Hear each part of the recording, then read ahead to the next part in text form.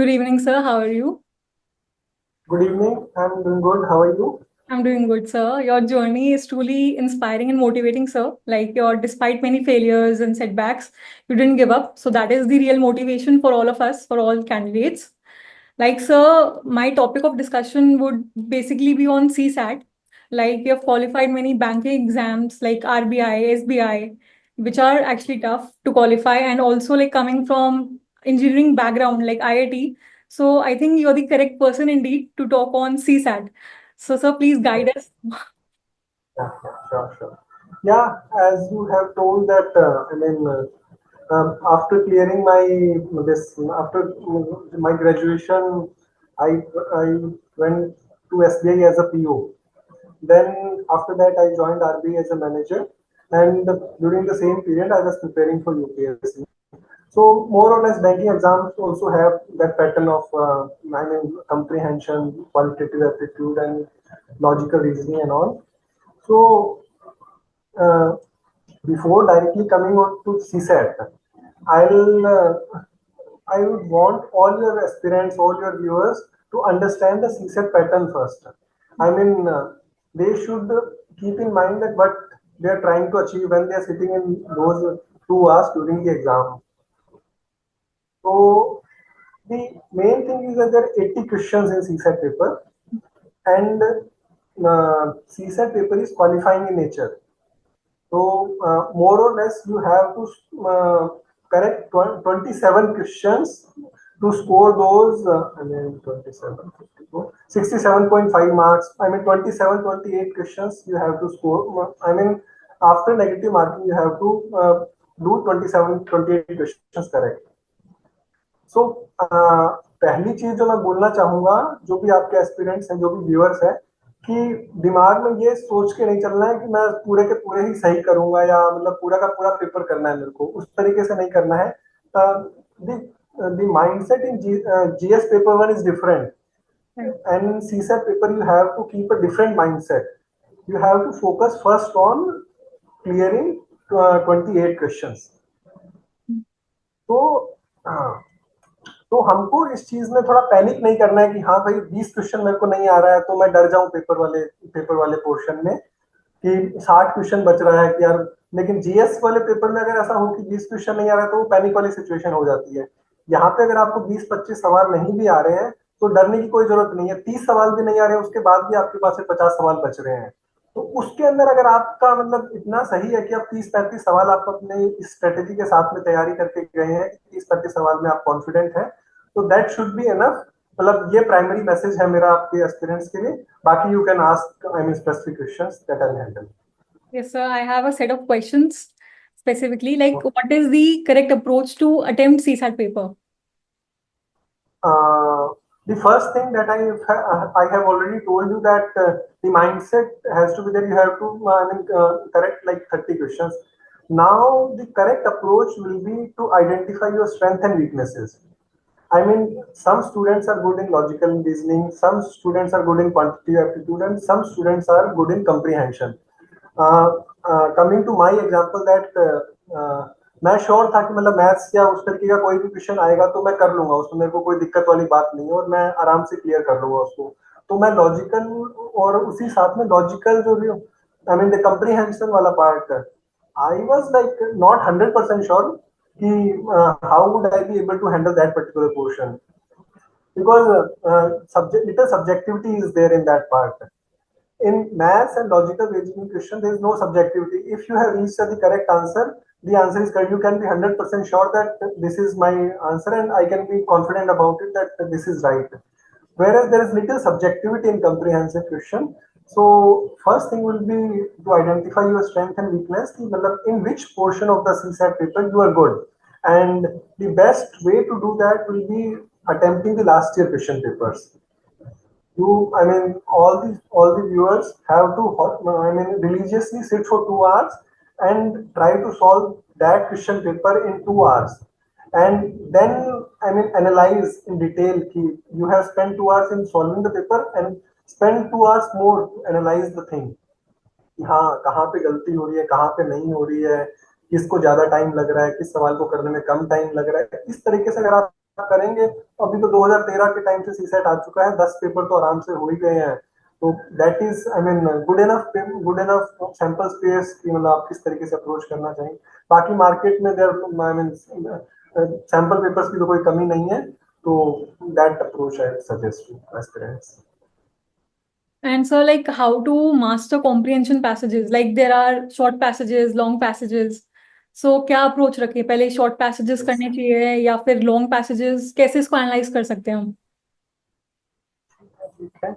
पहला चीज तो जैसे मैंने बोला कि पहले आप वो अगर अगर आप मॉक क्वेश्चन पेपर या पिछले साल में क्वेश्चन पेपर देखेंगे तो आपको पता चल जाएगा कि यार मेरा शॉर्ट पैसेज है, मतलब कहाँ पे मैं स्टैंड करता हूँ। उसके बाद में फिर जो बाइफर्केशन आपको थोड़ा करना है कि शॉर्ट वाले में देखिए आप क्या गलती हो रही है, लॉन्ग वाले में क्या गलती हो रही है।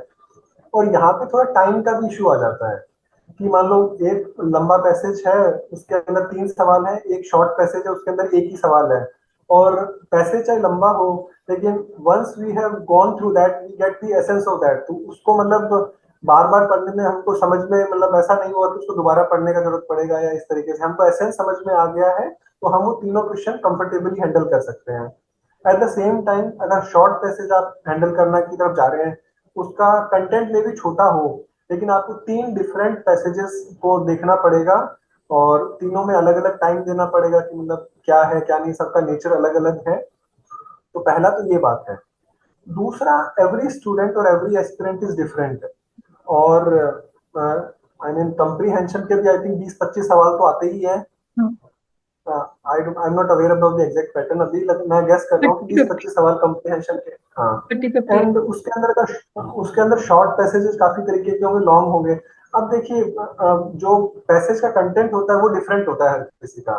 कुछ हिस्ट्री से रिलेटेड हो सकता है, कुछ आईआर से रिलेटेड हो सकता है, कुछ करंट अफेयर में कोई इशू है, कुछ एनवायरनमेंट से रिलेटेड हो सकता है। तो हमारा जो जीएस की हम तैयारी करते हैं तो हमको पता चल जाता है यार क्लाइमेट का कोई सवाल है तो उसमें कंफर्टेबल हूँ या नहीं हूँ, या फिर हिस्ट्री वाला कुछ है तो कंफर्टेबल हूँ या नहीं हूँ। तो आप पैसेज भी मतलब कोशिश कीजिए कि उस तरीके का ही पैसेज चुनिए कि जो आपका थोड़ा सा मतलब जो इंटरेस्ट वाला है ना फील्ड, उसी से निकल के आए। तो उससे क्या होगा ना कि जो एसेंस रहेगा पैसेज का उसको आपको समझने में थोड़ा हेल्प मिलेगा।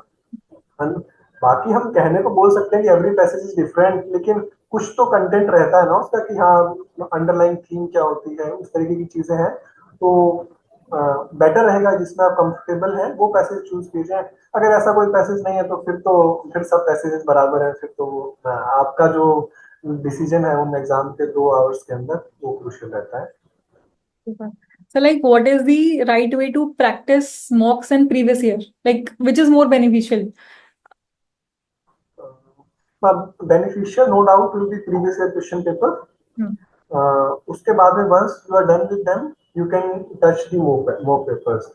Now coming to the best way, best way would be to spend exact 2 hours to solve that paper, and then at the same time giving 2 more hours to analyze that paper।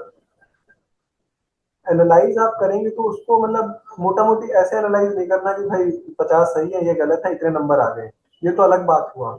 उसके बाद में आपको मतलब अगर आप थोड़ा deep में जाना चाहते हैं, अगर आप रियली में सीसेट में इशू फेस कर रहे हैं तब तो आपको डीप में जाना पड़ेगा। लेकिन अगर कुछ है कि मतलब हर बार सॉल्व कर रहे हैं और 50-50 क्वेश्चन सही हो रहे हैं तब आपको इतना इशू नहीं है, तब आप जीएस के ऊपर कंसंट्रेट कर सकते हैं। लेकिन आप हमेशा मार्जिन पे रह रहे हैं, कभी 25 सही हो रहा है कभी 30 सही हो रहा है, तब आप मार्जिन पे है। तब आपके लिए और ज्यादा क्रूशियल हो जाता है कि आपको ये पता रहना कि आपकी गलतियां कहाँ हो रही हैं, because you can not afford those 1 or 2 questions का mistake in that exam hours. तो एग्जाम आवर में जाने से पहले आप इसमें कॉन्फिडेंट रहने चाहिए कि हाँ भाई 10 सवाल लॉजिकल रीजनिंग के आएंगे तो उसमें मेरे 10 में से 8 के करीब सही होते हैं। अगर मान लो मैथ्स के आते हैं उसमें तो मेरे से 10 में से 2 ही सही होते हैं। कॉम्प्रीहेंशन के आते हैं तो यार 30 में से आधे आधे सही रहते हैं।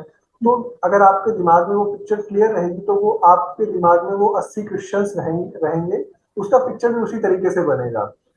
तो मेरा आइडिया अप्रोच ये है कि आपको थोड़ा मतलब डीप एनालिसिस की जरूरत है अगर आप मार्जिन पे रहते हैं। अगर ऊपर में रह रहे हो या बिल्कुल ही 5-10 ही सही हो रहे हैं तब तो फिर आपको मेहनत का ज्यादा जरूरत है। So, any tips for arts or like non-math students, especially because they have to struggle a lot? हाँ हाँ, I mean adding on to the answer of the last question कि जो इंजीनियरिंग बैकग्राउंड के हैं या फिर मैथ्स बैकग्राउंड के हैं, साइंस बैकग्राउंड के हैं, उनके लिए बोल सकते हैं कि यार कंपैरेटिवली इजी रह सकता है, लेकिन वो पर्सन टू पर्सन डिपेंड करेगा कितना इजी है कितना नहीं है। तो और आर्ट्स वालों के लिए वो थोड़ा मार्जिन पे रहते हैं, नो डाउट। जो पिछले पास्ट ईयर के ट्रेंड हमको शो कर रहे हैं, तो आर्ट्स बैकग्राउंड या ह्यूमैनिटीज बैकग्राउंड के स्टूडेंट उस रेंज में रहते हैं। तो सबसे पहले तो वही है, आई मीन ह्यूमैनिटीज है तो उनको थोड़ा लॉजिकल कॉम्प्रिहेंशन वाला जो पोर्शन रहता है उसके ऊपर थोड़ा ज्यादा फोकस करने की जरूरत रहेगी। और उसके अंदर एक एडवांटेज ये है, आप दोनों लैंग्वेज का यूज कर सकते हैं।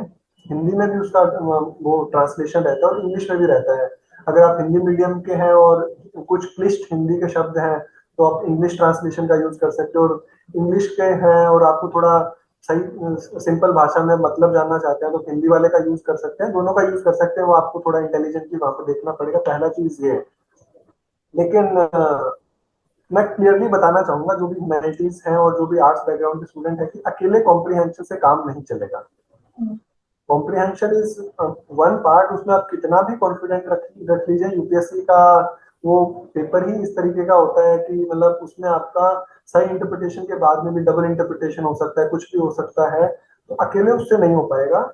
तो आपको जो मैथ्स वाला है और लॉजिकल रीजनिंग है या क्वांटिटेटिव एप्टीट्यूड है, इनमें से कुछ एरिया अपना चूज करना पड़ेगा जिसमें आप कंफर्टेबल हो विद रेगुलर प्रैक्टिस। मैथ्स वाले को आप पूरा छोड़ सकते हैं कि यार कोई बोलेगा कि भाई मैंने तो 10वीं तक मैथ्स नहीं पढ़ी, अब मैं एकदम से मैथ्स कैसे सीख लूं। तो उस वाले क्वेश्चन को अगर आप 20 सवाल मान लो, मैं एट दी मैक्स 20 सवाल भी मान लेता हूँ, उन 20 सवालों को भी हटा देता हूँ, तो उसके बाद भी आपके पास में 40 सवाल का गैप है।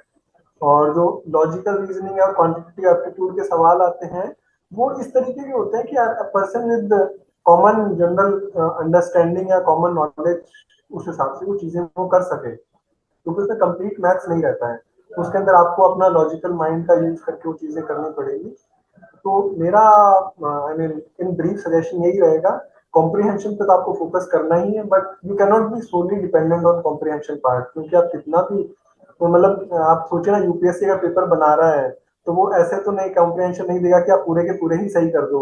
ऐसे ही मैथ्स वाले सवाल भी नहीं देगा और थोड़ा सा वो मार्जिन ऑफ एरर जरूर रहता है उसके अंदर। तो और मेरा तो एक्सपीरियंस ये रहा है कि काफी मतलब गलतियां हो जाती है कॉम्प्रिहेंशन में। तो वो वाले 10-15 सवाल वो मतलब मोटा मोटी आप मान के चल सकते हैं कॉम्प्रिहेंशन से लीजिए, और बाकी 15 सवाल आपको कहीं ना कहीं जो दूसरा पोर्शन बचता है उसमें आपको सही करने पड़ेंगे। और लास्ट में अब आप मतलब आईएएस वाईएएस बनने का सोच रहे हैं तो इतना मेहनत तो फिर कर ही सकते हैं ना। मतलब आपकी लिमिटेशन, हर स्टूडेंट की लिमिटेशन अलग होती है, हर स्टूडेंट की स्ट्रेंथ अलग होती है। नो डाउट आपका जो यहाँ पे मेहनत कर रहे हैं वो आप जीएस का पेपर में करेंगे, या ह्यूमैनिटीज वाले हैं तो आपको जीएस में कम मेहनत करनी पड़ेगी। तो वहां वाली मेहनत को आप यहाँ लगाइए, तो इस तरीके से सोचने की जरूरत है। Thank you, sir, for your valuable insights. It was a very knowledgeable session, and definitely it will help all the aspirants. And वैसे like prelims is approaching, तो CSAT में like सब मेहनत करते हैं, like qualifying हो जाता है तो थोड़ा अंडर एस्टिमेट भी करते हैं लोग CSAT को, तो definitely points will definitely help an aspirants. Thank you so much, sir, your valuable time. You welcome, you welcome, thank you so much.